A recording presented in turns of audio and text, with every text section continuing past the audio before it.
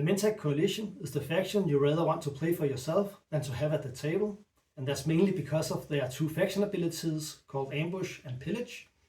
And what Ambush does is, at the start of each space combat that involves your destroyers or cruisers, you may roll up to 2 dice for each of them, and for each hit they produce, your opponent must assign a hit to their ships. And that basically weakens your opponent before the space combat even begins, which is pretty awesome. And the other faction ability is called Pillage, and that means that every time one of your neighbors receives trade goods or resolves a transaction, and he has more than 3 trade goods on his sheet, then you may take one of the trade goods or one of his commodities, making you rich and him a little more poor. So if you want to be involved in every transaction in this game, then the Mentak coalition is right for you. But because you're not just all evil, you have your agent that can ease the pain a bit by providing your victim with an action card. Well, and yourself, of course, if you choose to. A good pirate doesn't make a deal that is not also in his favor. As I just mentioned, you got one important problem to solve in round 1. And to solve that, you need to watch which strategy cards the other players pick. Because if no one picks the warfare strategy card, you want to make sure that you take it. Otherwise, your first round is going to suck. The problem that you have is that with your starting units, you can only gain control of a single system. And the difference between a good and a bad first round is that you need to gain control of 2 systems. There are a few ways to get around this problem, and the easiest is that if you have the warfare strategy card yourself, then you are 100% in control of the situation, but that card is not necessarily the best pick for you. I think you're better off with the technology strategy card, but only if these 2 conditions are true. The first one is that some other player has picked the warfare strategy card, and you are sure you cannot be stalled out before you can do the secondary of that. And the other condition is that you don't have a green tech skip planet 2 systems away from your home system. So let's say some other player has picked the warfare strategy card. It could be the Federation of Sol, the Cyril Tribes, or maybe the Empress of Muad. They have a ton of actions in the first round, so you are then in a big risk of being stalled out on the warfare strategy card because you don't have that many actions. So to mitigate that risk, you could pick the leadership strategy card because those 3 extra command tokens will help you do some stall actions, and even though they are a little bit painful to do, then you can still gain control of that second system, which will give you a good round. And in regards to having a green tech skip planet 2 systems away from your home system, I would strongly consider picking the warfare strategy card for myself, so that I can unlock our carrier and move it into that system with that tech skip planet. And that gives us the opportunity to research Cruiser 2 in round 2, which is very favorable to do. So my top pick strategy card for this faction depends very much both on the other players, but also on the map. I'll demonstrate how the first round can go for all 3 strategy cards in this video. So in the first round, you should gain control of 2 systems. I would spend the 4 resources plus the discount from Sarween tools on building more units in our home system. I wouldn't do the secondary of technology because I think it's more important to get more units out on the table. Then I would position our cruisers in strategic places for future transactions with neighbors and of course pillaging. Even though the warfare strategy card is not the top pick for you, you have to take it if no one else does. But talk to the other players picking strategy cards after you and hear if any of them are interested in it. And there's a good chance one of them are, because they will be able to gain control of the 3rd system with it, and you're just happy if you can gain control of a 2nd system. Next up, I will show you how the first round can go with the technology strategy card, and after that I will demonstrate the warfare strategy card. If you don't have a green tech skip planet in your slice and are fairly sure you won't get stalled out, you can go for the technology strategy card. It will give you a free technology, which is always useful. And I would say that you want to get your cruisers upgraded to version 2. I'll go into why during the technology segment of this video. For now, I'll just say that you already have 2 out of 3 technologies before you can research this unit upgrade. So you're basically only missing 1 green tech. And if you want to go green, then you can go for the neural motivator. During the status phase, draw 2 action cards instead of 1. But I don't think you really need this technology because of your agent. It says after the pillage faction ability is used against another player, you may exhaust this card. If you do, you and that player each draw 1 action card. But you could also go for psychoarchaeology, and that's a relevant technology in case you have one or more technology specialty planets in your slice, then this technology can help you reach technology further into the tech trees. But even though I think these two are tempting, I would still go for the AI development algorithm. When you research a unit upgrade technology, you may exhaust this card to ignore any one prerequisite. When one or more of your units use production, you may exhaust this card to reduce the combined cost of the produced units by the number of unit upgrade technologies that you own. So this one basically can count as the green one here, and it would also give you a production discount based on the number of unit upgrades that you own.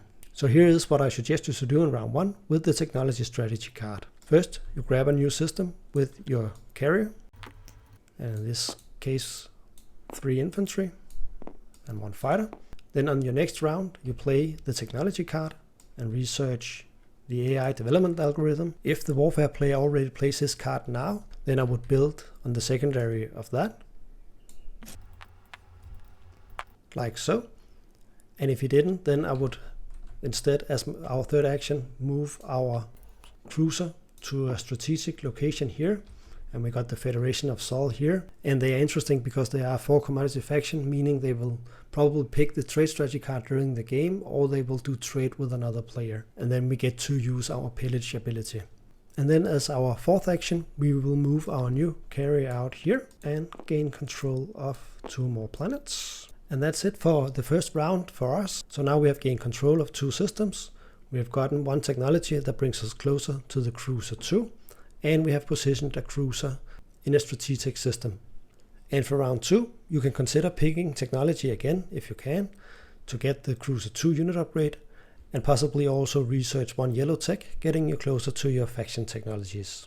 The purpose of picking the warfare strategy card is of course to gain control of a second system, but you need to consider your plan for round 2 before choosing which one. And I think you have 3 options. The first one is that, again, if you have a green tech skip planet 1 to 2 systems away from your home system, then you should get that planet to make it faster and easier for you to get your Cruiser 2 unit upgrade. Alternatively, if you have a yellow tech skip planet 1 to 2 systems away from your home system, then that planet will make it faster and cheaper for you to get your first faction tech called the salvage operations.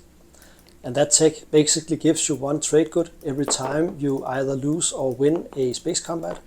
And if you win that space combat, you actually get to produce 1 of the destroyed units in that very system, which is pretty powerful. And thirdly, you should go for a system with the highest influence.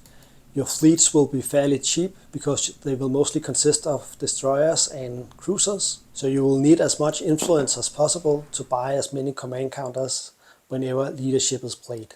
And when I talk about technology in the next segment of this video, I will tell you why your fleets will consist mostly of destroyers and cruisers. Alright, let's sit down at the table and look at how the first round can go. As our very first action, we activate out here, move a carrier and all 4 infantry out here and gain control of this system. And the reason why we picked this one instead of this one is because we want the green tech skip planet out here. Then we pass the turn along and it gets to be us again. And as our second action, we move a cruiser out here so that we get to be neighbors with the Federation of Sol. They are a 4 commodity faction, so they can be very lucrative to be neighbors with when we need to pillage someone during the game. Then as our third action, we will activate our home system to build 1 more carrier and 4 infantry for the 4 resources on our home planet and a discount from Sarween tools. And the reason why I built so many infantry is because we need to gain control of these 2 planets out here in round 2. So now we have them ready. And then as our fourth action, we will play the warfare strategy card and remove this token here, so we unlock that system. And then as our fifth and final action, we will activate Warhol and move a carrier and 2 infantry out there. And now we have gained control of 2 systems. We have put a cruiser in a strategic good place. We have built some units in our home system, and we are ready to research Cruiser 2 in round 2. Before I demonstrate the first round for leadership, I will go through the technology path that I recommend. Your starting technologies are plasma scoring and Sarween tools, and the next technology to strive for is the Cruiser 2. And the reason why I focus so much on the Cruiser 2 unit upgrade is because it got extra movement, but it also got capacity, and especially because of your faction ability called Ambush, which allows you to roll up to 2 dice at the start of a space combat, producing hits on your opponent's units before they even get to roll. So your next technology target is to get your faction technologies. Both of these are in the yellow tech tree, but unlucky for us, we have to go through one of the low tier technologies before we can research the first one. We got 3 choices. The first one is predictive intelligence that allows you to redistribute your command tokens at the end of your turn, and you can also cast some extra votes during the agenda phase. And the second choice is the scanning drone network that will allow you to explore a planet you control after you activate the system. And the third choice is the graviton laser system that forces your opponent to take hits on non-fighter ships whenever they are hit by one of your PDS units. None of these 3 technologies are especially relevant for the Mentak coalition, so I cannot come up with a recommendation for which one to get, but have a look at your current game and see which one benefits you the most, and then of course research that. And that will give you access to salvage operations so that you get to produce one of the destroyed units from a space combat to help you reinforce your fleet, which is pretty awesome. And lastly, you can research mirror computing that basically doubles the value of your trade goods, which is extremely useful if some of the spent objectives comes out. And ultimately, you can go for Destroyer 2, because that's also included in your faction ability called Ambush. And any other technology after this, I would say, is just icing on the cake. So only research those in case they can help you score points, or they can help you prevent other people from scoring points. A little earlier in the video, I demonstrated how the first round can go with the technology and the warfare strategy card. Next, I will briefly cover the commander, and then I will demonstrate how the first round can go with the leadership strategy card, which can act as a safety line to make sure you can build on the second area of warfare. Did you know that your commander can score you extra victory points? Every time you win a space combat, you can force your opponent to give you a promissory note from their hand. And all factions got 5 of those in common, and also a faction-specific one. But if they give you their support for the throne, and you can avoid activating a system with one of their units afterwards, then that victory point is yours to keep. Unlocking your commander is super easy. It only requires that you have 4 cruisers out on the game board, and you can have that by round 2 at the latest. The leadership strategy card is always a good pick, because extra command counters gives you extra flexibility. But in this case, I will show you how you can use these as stall actions to make sure that you can build on the second area of warfare. So in this first round demonstration, we got the leadership strategy card, and the Federation of Sol got the warfare strategy card. And I will now demonstrate how you can use the leadership card to not get stalled out by the Federation of Sol. So we start the game because we have the highest initiative. So we start by moving out here, bring some infantry along, possibly a fighter. Let me pass the turn along, and now it gets to be the Federation of Sol, and that's their first action. They move out here, like so. And when it gets to be us again, we can play the leadership strategy card and gain 3 command tokens. We put here in the tactical pool, and that was our action. And now it gets to be the Federation of Sol, and now he activates out here. Move a few infantry and 2 fighters out there. And we are still waiting for the second area of warfare to go, so that we can build more units in our home system. We don't want to activate it ourselves, because then we won't be able to move out. So what we do instead is we activate the supernova here, because we're not going there anyway. This is called a stalled action. It's a little painful to do, but it can be necessary. And now it gets to be the warfare player, and he really insists on not playing that card. So he uses his orbital drop faction ability, where he spends a command token from his strategy pool, and then he can place 2 infantry on a planet he controls. So he does that, and we are still waiting for him to play the warfare card. So we make another stall action, and the Federation of Sol is really trying to stall everybody out. So he uses his orbital drop faction ability once more, and we have nothing else we can do. So we have to burn a 3rd token, and now the Federation of Sol has finally run out of actions. So now he plays the warfare strategy card, and then he moves this command token from this system out here. And we, of course, use a token from our strategy pool, so we can build on the secondary of that. And we want a carrier and 4 infantry, like so. And we pay the 4 resources from our home system, like so. And we get a discount from Saraween Tools. And now it finally gets to be us. So we move out here, move a carrier and the 4 infantry out there. And the Federation of Sol will probably activate out here. And of course move some infantry along with him, like so. And as our last action, we will activate next to Federation of Sol and possibly move both of our cruisers out there so we can pillage him and get some of the value back that he just cost us in this round. Leadership may not be the optimal card for the Mentak coalition, but it can act as a safety line to make sure that you gain control of that second system. The first few times I tried playing Mentak Coalition, I didn't really like them, but after making this guide, I really want to give them a go once more. And with that said, thank you for watching. I hope that you win your next game and you can watch more content here.